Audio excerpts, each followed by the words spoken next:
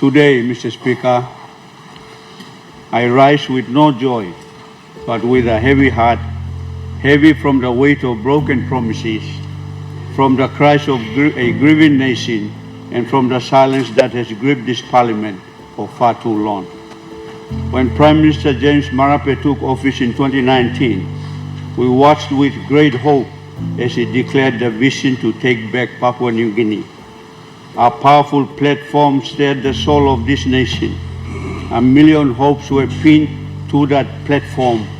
He told us that we would become the richest black Christian nation on earth. We believed him. We believed because we wanted to believe that at long last, a leader had come to bring dignity, opportunity, and justice to our people. But today, that belief lies shattered.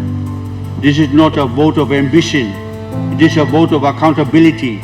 It is a vote of conscience. Mr. Speaker, what is the role of government if not to uplift its people? What do we say to the father in East Sepik who cannot afford a bag of rice because inflation has eaten away his wage?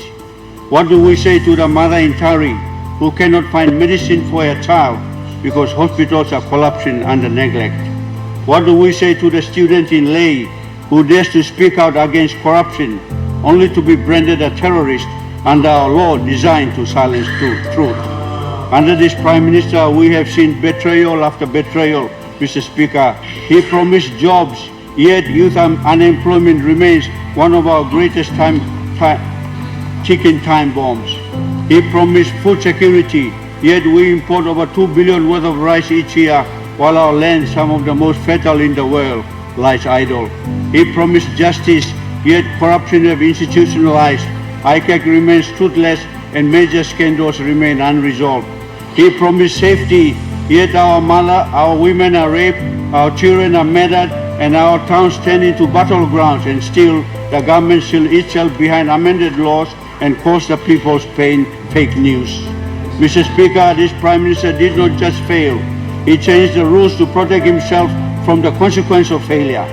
Last year, 3 separate motions of no confidence were submitted. All were blocked by the Private Business Committee, our committee chaired and influenced by those close allies of the Prime Minister. The Supreme Court has now ruled that this was unconstitutional. Section 165 of the standing order was struck out.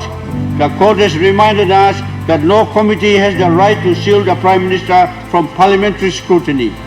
They failed to protect the Constitution. They failed to protect this Parliament. And worst of all, they failed to protect the people of Papua New Guinea.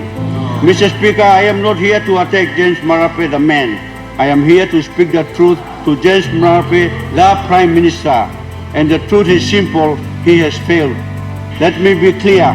The GDP figures he quotes, 79 billion, 111 billion, are meaningless to the betel nut vendor in Hanwabada who cannot afford school fees.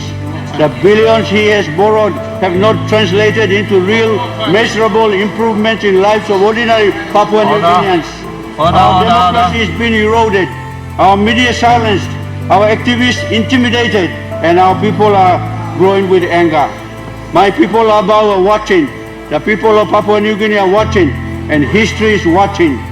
Mr. Prime Minister, if you are listening, I hope you are. I urge you, step down, not in shame, but in dignity. Let this nation breathe again. Let new leadership take the reins and rebuild what you have broken. This is not about who wins or loses today. It is about whether Parliament still has the courage to stand for the people who sent us here.